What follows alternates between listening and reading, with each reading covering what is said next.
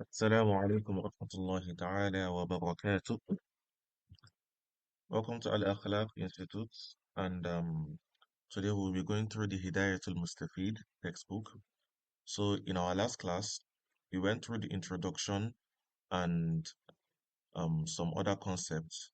So, and some people missed the class. So I'll be going through these concepts within the video so that inshallah those who missed the class and those who want to review the concept that we talked about again so that they could remember it, they can watch this video and use it as a point of revision, inshallah. So to start with it, we have Hidayatul Mustafeed. This is one of the best textbook for beginners to have a very solid foundation within the understanding of Tajweed. So moving on, this is where it starts. This is the introduction. And so this Tajweed books follows a question and answer format. The author will ask a question like, what is the meaning of this in Tajweed? And then you'll come here, answer. The meaning of this is this. This is what it means. This is the explanation, and so on and so forth. So the author follows a question and answer format within the textbook. So the first question is start from the Muqaddimah. This is the introduction. The first question is ما حقيقة التجويد لغة واصطلاحا ما حقيقة التجويد لغة واصطلاحا. So he said, what is tajweed? What is the language and technical meaning of tajweed? So ما حقيقة التجويد لغة واصطلاحا. Here the author says التجويد لغة الإتيان بالجيد، واصطلاحا علم يعرف به إعطاء كل حرف حقه ومستحقه من الصفات والمدود وغير ذلك كالترقيق والتفخيم ونحوهما. So he said Tajweed لغة, it is to recite لغة هو الإتيان بالجيد, that is to beautify or to make something very good, to make something excellent. That is إتيان بالجيد. That is the language meaning of Tajweed. But then the technical meaning, um إعطاء كل حرف حقه ومستحقه من الصفات والمدود وغير ذلك. So that is giving every letters its right and its dues. Giving every letters its right. When you say the right of a letter, if the letter comes out from the throat, you should pronounce it from the throat. If the letter comes out from the mouth, you should pronounce it from the mouth. And then I said giving each and every letter its rights and its dues. That is the dues. We're talking about the characteristics of that letter, whether the letter is heavy or light, whether the letter is clear or hidden, or any other characteristics that letter has. That is sifat, the characteristics of the letter. You are supposed to also um make sure you pronounce and articulate those letters with its characteristics. And then we said وغير ذلك with other example like تفخيم, تفخيم, and so on and so forth. So تفخيم are heavy sounds, and then تفخيم light sounds. And then idgham, we have idgham, or that is merging, and then ikhfa, that is hiding. So we're going to go through all these concepts inshallah within the next few chapters. So this is the definition of tajweed in the language meaning and then the technical meaning. So basically tajweed just means reciting the Quran correctly and beautifully, just as it was revealed. And Allah revealed the Quran with precise letters and sound, and Tajweed teaches us how to pronounce each and every letter properly so that we do not change the Quran and mess up the meaning. So may Allah make it easy for us. So moving on, we said we've already talked about what is Tajweed, what is language and technical meaning of Tajweed. The next one we said ما غاية علم التجويد ما غاية علم التجويد. So why do we learn Tajweed? What is our goal here? What is the end goal? So غايته بلوغ النهاية في إتقان لفظ القرآن على ما تلقي من الحضرة النبوية الأفصحية، وقيل غايته صون اللسان عن الخطأ في كتاب الله تعالى.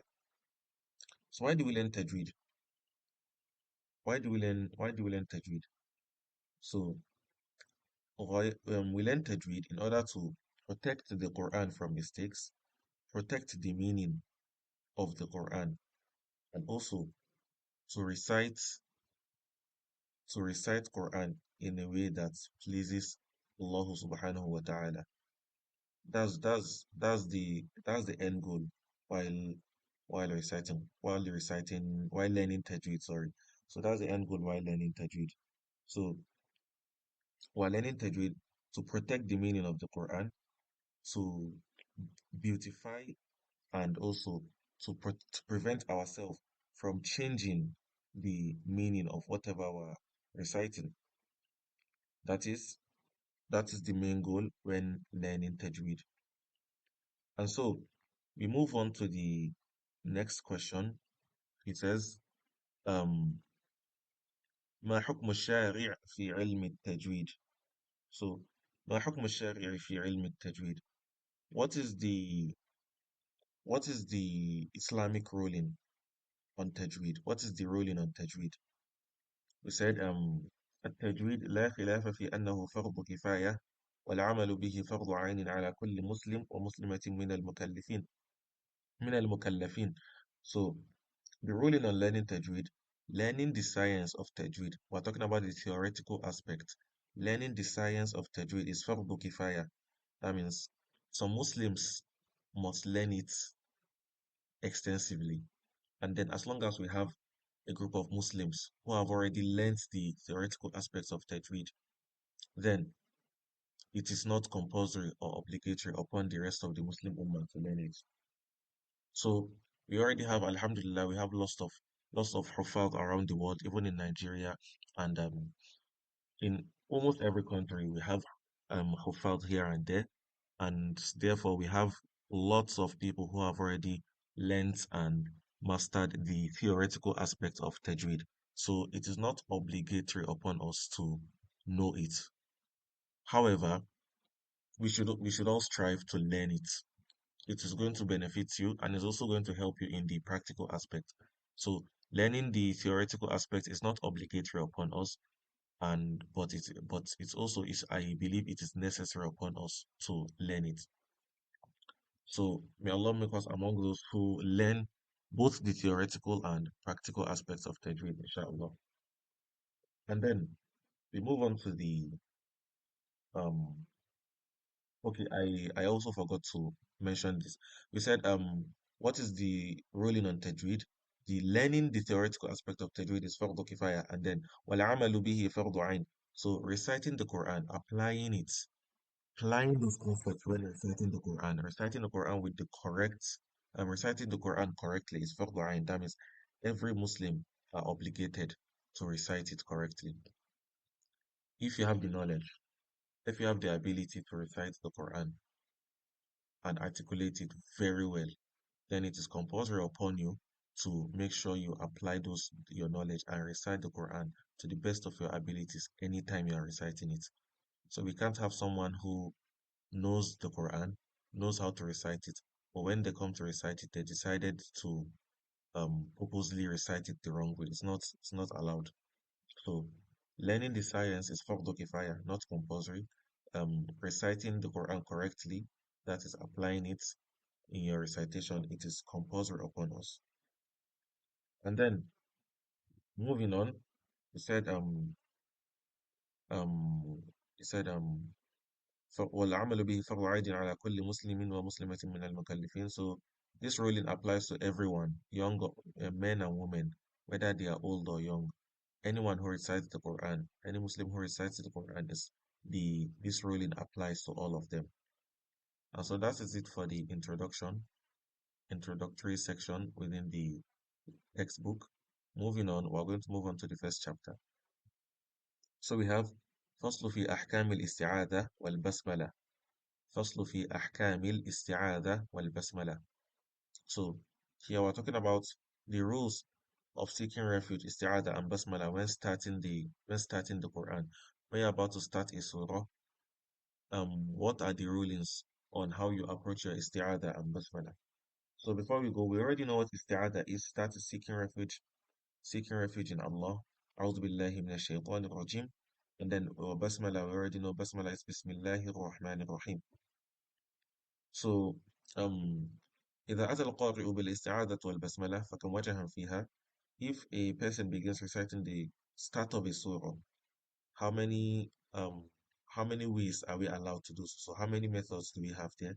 فيها أربعة أوجه: قطع الجميع، ووصل البسملة بالسورة، قطع ووصل الاستعاذة والبسملة، قطع ووصل الجميع. So we have four methods when approaching this. The first one is you stop at the end of the first surah, stop after the basmala, then start the next surah. So to apply this in a real scenario, let's say we're about to finish we're about to start Surah Al-Ikhlas. So he said we're going to stop at the end of the first surah, stop at basmala, and then start the next surah. So you say أعوذ بالله من الشيطان الرجيم بسم الله الرحمن الرحيم قل هو الله أحد. So after the isti'adha, your basmala, and before you start your surah, you are going to stop briefly, and then before you move on to the next one. So that's the first method. The second one, stop at the ending of the first surah, then connect basmala to the next surah. So stop after your isti'adha, then connect your basmala to the next surah. I made a mistake. That's the second rule. You stop after your isti'adha, then connect your basmala to the next surah. So you say أعوذ بالله من الشيطان الرجيم, you stop. Then you say بسم الله الرحمن الرحيم قل هو الله أحد. That's the second method. Then we have the third method. You connect your isti'adha to basmala and then stop, and then you start the next surah. So you say أعوذ بالله من الشيطان الرجيم بسم الله الرحمن الرحيم. You now stop. You now say قل هو الله أحد. And then lastly, you connect all of them together without stopping. That's the last method. So in this scenario, you say أعوذ بالله من الشيطان الرجيم بسم الله الرحمن الرحيم قل هو الله أحد. So these are the four methods. The first one, I said, let's to remind ourselves of the concept we just talked about. The first one is stop after isti'adha, stop after basmala, then start. Second one, stop after isti'adha, connect your basmala to the surah. Third one, connect isti'adha to basmala. You now stop, then start the surah. And then the fourth one, connect all three of them together without stopping. So, one thing to put in mind is that each and every one of these methods are correct. There's no wrong way here. But the only thing you need to consider is when you want to join um isti'adha and basmala, or isti'adha, basmala, and the next surah, you should consider whether you are able to hold your breath throughout. Because some people who want to join together and they don't have enough, they don't have the ability to hold their breath for a long time. They may they may change the meaning of their recitation by straining themselves to keep reciting while holding their breath and joining isti'adha, basmala, and the next surah. So if it is hard for you to keep your breath and hold it and recite it properly, then you are better off separating them and reciting everyone separately. Just like saying أعوذ بالله من الشيطان الرجيم بسم الله الرحمن الرحيم قل هو الله أحد. So there's no right or wrong method. It's just up to you and whether you have the ability to hold your breath or not. And then moving on, we said we've already talked about the rulings of the ruling when starting the ruling of Isti'adha and Basmala at the start of a surah. Now, we said إذا أتى القارئ بالبسملة بين السورتين فكم وجها فيها. So here we're talking about if if someone is reciting basmala in between two surah. So someone is at the ending of a surah and is about to transition into the next surah. What are the rulings on this? So here we said فيها أربعة أوجه ثلاثة أوجه جائزة وواحدة غير جائز. So we have four rulings. So there are four possible ways to do it. Now, they said three of them are allowed and one of them is wrong. Three out of these methods are the correct way to approach this. and then one of them is the wrong way. So let's look at the four possible ways. You said you stop at the end of the first surah, stop after basmala, and then start the next surah. So to put it into practical terms, assuming we're reciting the end of Surah Al-Falaq and then entering another surah, you say, وَمِن شَرِّ حَاسِدٍ إِذَا حَسَدَ بسم الله الرحمن الرحيم قل أعوذ برب الناس. So in this scenario, you stop at each and every point. Then the second ruling, you stop at the ending of the first surah, then connect basmala to the next surah. So you say, وَمِن شَرِّ حَاسِدٍ إِذَا حَسَدَ بسم الله الرحمن الرحيم قل أعوذ برب الناس. This one you stop at the ending of the surah, connect basmala to the next surah. And then the third one, you connect the ending of the first surah to basmala, then stop, then recite the next surah. So you, in this scenario, you say, ومن شر حاسد إذا حسد بسم الله الرحمن الرحيم قل أعوذ برب الناس. In this method, you connected the ending of the first surah to the basmala. You now stop, then you now recite the next surah, and then the last one, you connect everything together.